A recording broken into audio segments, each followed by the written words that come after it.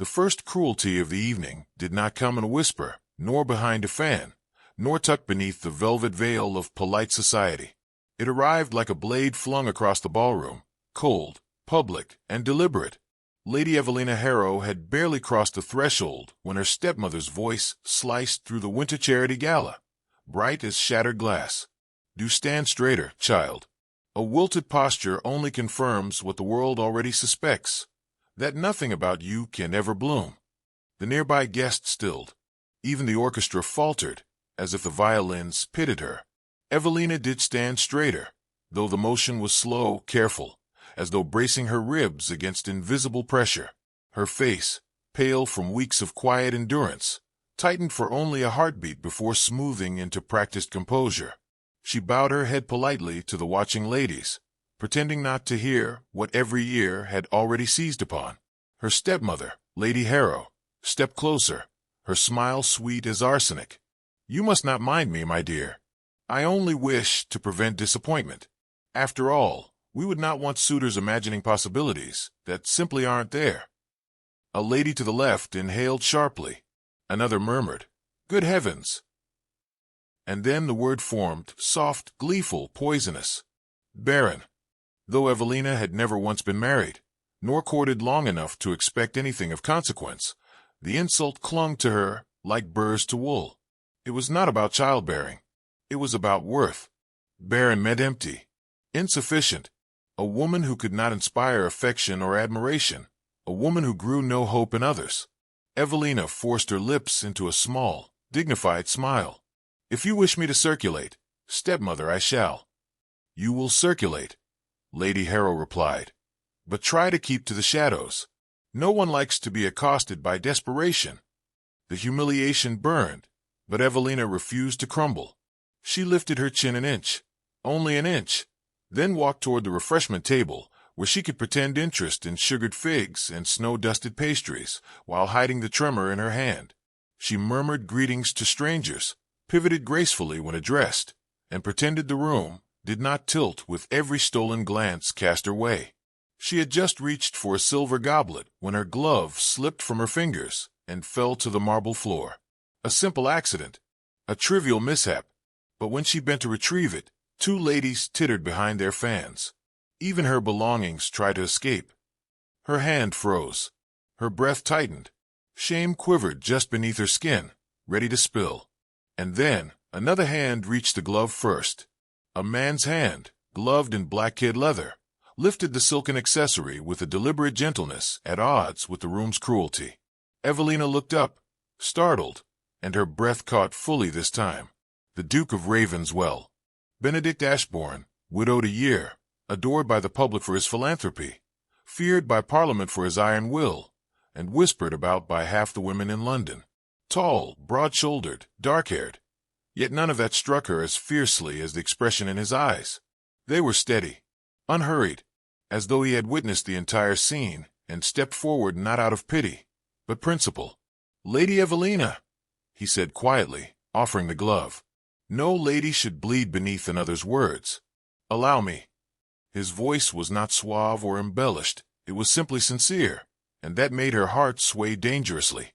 Evelina curtsied, though her balance felt uncertain. "Your Grace." "I thank you." Lady Harrow was already sweeping across the ballroom, fury stiffening every line of her posture. "Your Grace," she said with a brittle laugh. "You are far too kind. My stepdaughter is prone to clumsiness. One hopes it is not congenital." The insult struck like a thrown stone. Gasps rustled through the nearby crowd. Benedict did not look at Lady Harrow.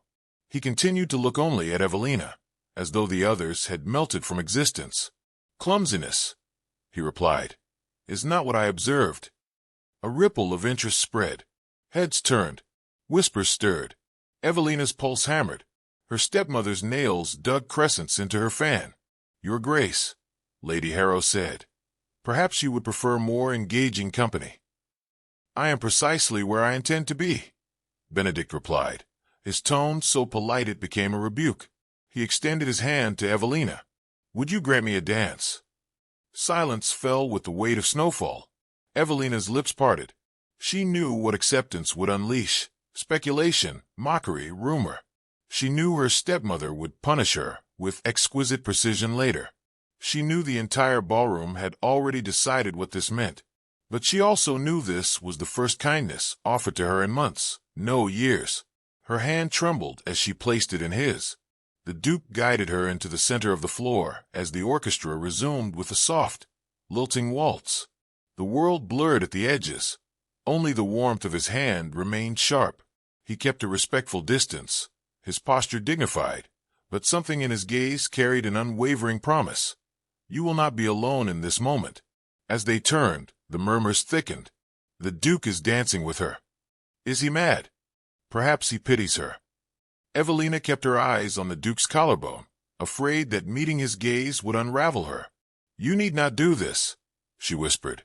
Your reputation is mine to command, he answered, and I choose this. Her breath stilled. When the music faded, he bowed with formality, though his voice softened. Lady Evelina, may I call upon you tomorrow? Her stepmother's fan snapped shut like a guillotine. Guests leaned forward, hungry for spectacle. Evelina tried to answer. 1,000 words collided in her throat. Fear, disbelief, yearning, but not one escaped. The Duke's eyes warmed, as though her silence itself was an answer he understood. Until tomorrow, then, he murmured, releasing her hand with reverence that felt impossibly dangerous. And as he walked away, every whisper in the ballroom shifted, turning sharp and ravenous. Her stepmother's shadow loomed behind her, and Evelina Harrow realized, with a shiver that reached her bones, that nothing in her life would remain untouched after this night. Not her reputation, not her heart, and perhaps not her destiny. The scandal detonated before morning tea. Evelina woke to the sound of her stepmother storming through the corridor, each footstep a thunderous accusation. The housemaid trembled as she delivered the tray. My lady, there is news. She placed the folded newspaper beside the teacup and fled as though the paper itself carried fire. Evelina's hands hesitated, then opened to the headline that screamed across the front page. The Duke of Ravenswell dances with a harried wallflower, and ACT of charity or folly. Beneath it, an illustration showed her frozen mid-waltz, though the artist's cruel imagination had sharpened her features into something meek, forgettable, barely worthy of ink. Her stepmother entered without knocking. You have humiliated this household, Lady Harrow hissed, seizing the paper. Do you imagine the Duke's dance meant anything? He was moved by pity, and pity is a currency that expires quickly. Evelina steadied herself. He asked to call upon me today. Lady Harrow laughed, a brittle, triumphant sound. Oh, he will not. Not after this. She threw the paper onto the table as if discarding a spoiled fruit. You will remain in your room. I will speak with him myself. A cold weight dropped into Evelina's chest. You would not dare. I would do whatever is necessary to preserve this family's reputation. Her stepmother snapped. I will tell him you are unwell, indisposed, unsuitable, whatever ends this foolish spectacle. Foolish. Spectacle. Unsuitable. Evelina stood, trembling. You will not speak for me. Lady Harrow's smile sharpened. My dear, I have spoken for you your entire life. It is far too late for independence. But the knock at the front door cut through the air, like divine intervention. Both women froze. The butler's distant voice echoed faintly through the hall. His Grace, the Duke of Ravenswell. Lady Harrow's face drained of color.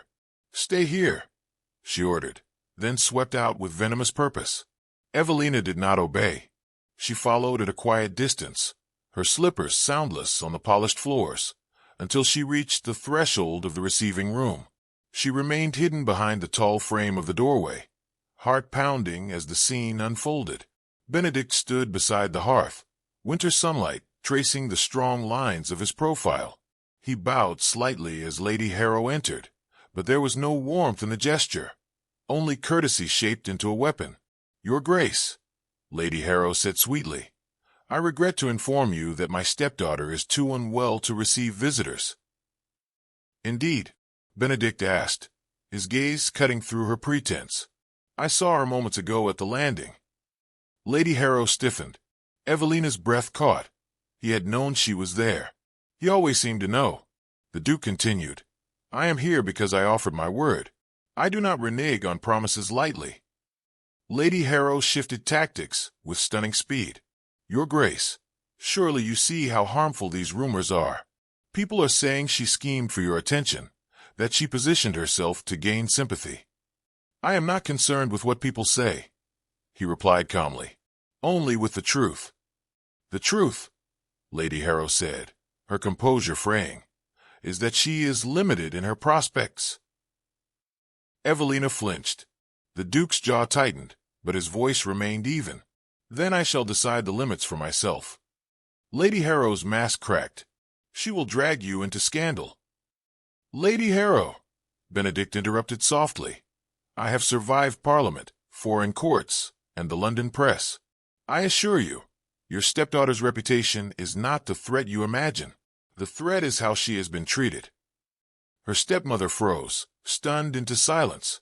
Benedict looked toward the doorway, directly toward where Evelina stood. Her breath faltered.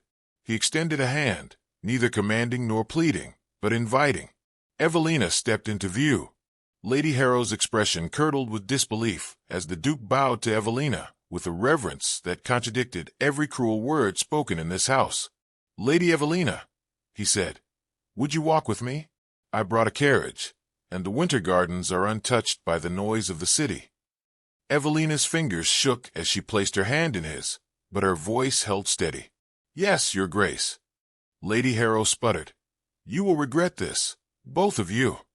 But Benedict simply inclined his head with cold civility. Good day, Lady Harrow. They left the house in a silence that felt like freedom. Outside, the winter air greeted them with crisp clarity. The Duke personally assisted Evelina into the carriage, an action so tender, so unforced, that her eyes stung with an emotion she could not name. When the horses began moving, he spoke. I feared she would lock you away. She tried, Evelina admitted. She thinks it would protect our reputation. He gave a faint, humorless smile. Protection can be another word for captivity. The gardens appeared moments later, quiet, pale with frost, resting beneath the soft wash of muted daylight. They walked slowly along the gravel path. The air smelled faintly of winter roses. Silence stretched, not uncomfortable but delicate, as though both waited for a truth to surface. Benedict stopped beside a stone bench. Lady Evelina, may I ask something plainly? You may. Why do you shrink when she speaks? This is not a criticism, only an observation. Her throat tightened. She looked away.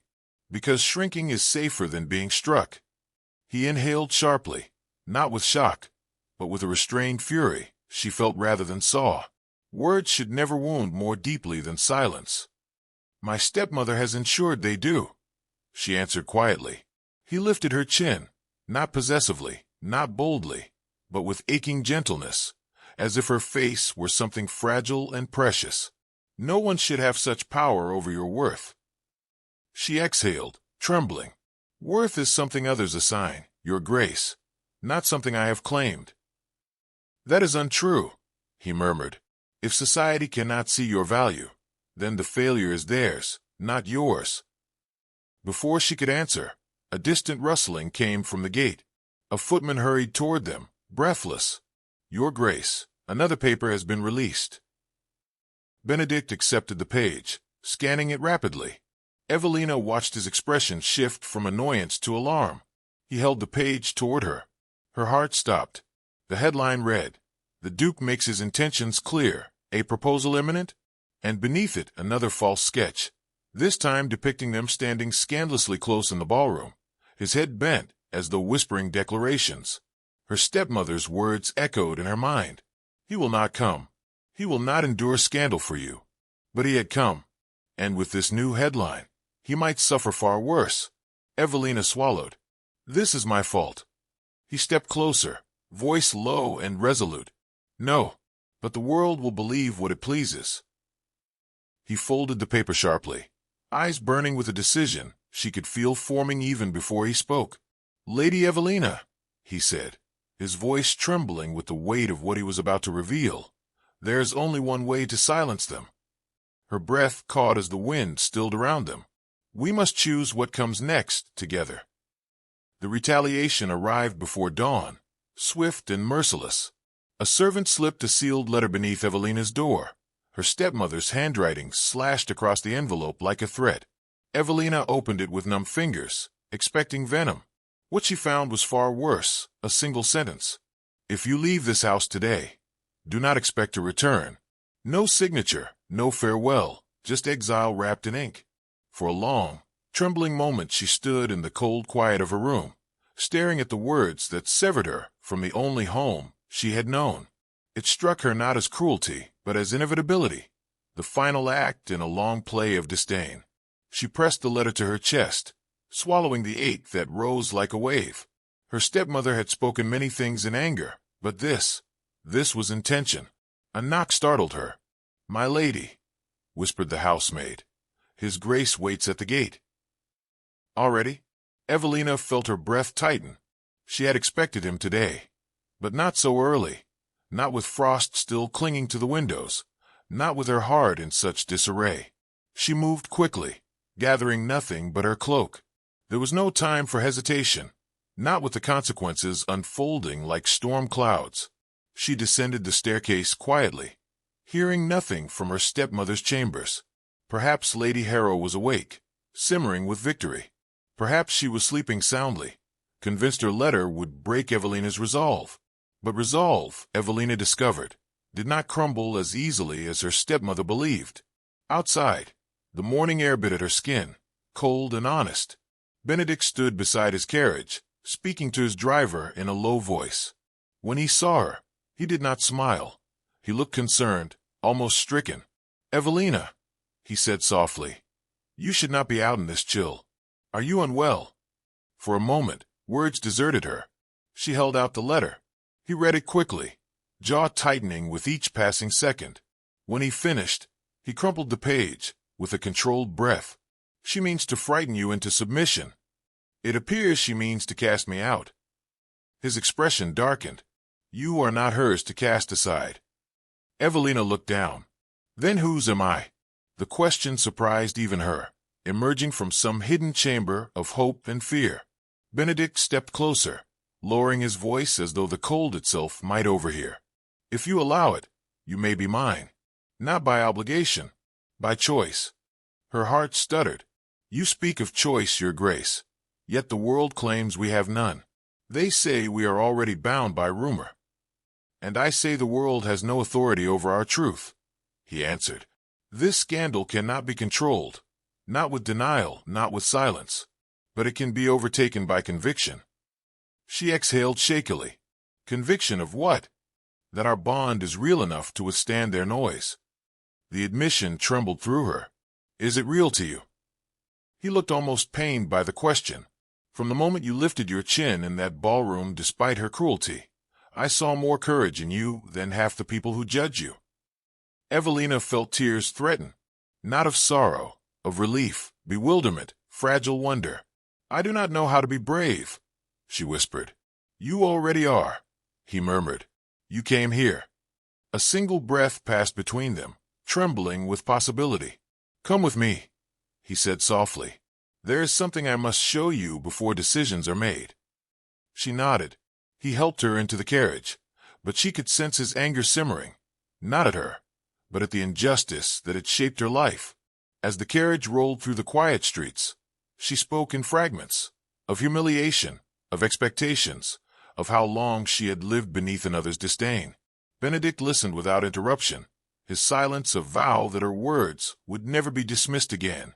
They arrived at Ravenswell Hall's private chapel, its door slightly ajar, candles flickering faintly inside. It was not a place of grandeur but of sincerity, warm, intimate, filled with the faint scent of old wood and lavender oil. Evelina hesitated at the threshold. "Why bring me here?" Benedict stepped beside her, his voice quiet but steady. "Because the world thinks I am preparing to propose, and I needed you to know the truth before any decision is made." She swallowed. "The truth? That I would never use you to silence gossip," he said, "and I would never make you an object to prove my honor. If we stand together, it must be because we have chosen one another, not because the ton demands spectacle." Evelina's chest tightened painfully. But if we do nothing, the rumors... Let them spread, he interrupted. They lose their claws when we define our own story. She turned away, unable to speak for a moment. The chapel light flickered across her face, illuminating the uncertainty that lived in the space between longing and fear. I do not know if I am strong enough for the scrutiny. You are, he said, stepping behind her, his voice a steady warmth at her back. But you do not have to be. I can carry the scrutiny. I can take the blows meant for you. Why? She whispered. Because I lo. He stopped, breath catching. Because you have become important to me. More than I expected. More than I dared admit. She faced him fully, and what she saw in his expression was not pity, not protection. It was devotion carefully contained behind restraint. She stepped closer, voice trembling. If I choose this, if I choose you, I want it to be as your equal. His breath unsteadied. Evelina, look at me. She lifted her eyes. Equal is the only place I have ever intended you to stand. The chapel remained silent, holding the moment as though it were sacred. Evelina inhaled deeply, gathering the pieces of her courage, shaping them into something whole. Then hear my choice, she said softly. But before she could speak further, the chapel door slammed against the wall. A footman rushed in, pale and panting. Your Grace, news from Parliament. A statement has been issued about your intentions. Benedict stiffened. What statement? The footman swallowed. They are announcing an engagement. Evelina's breath died in her throat. Yours, the footman finished, voice cracking. To Lady Evelina Harrow.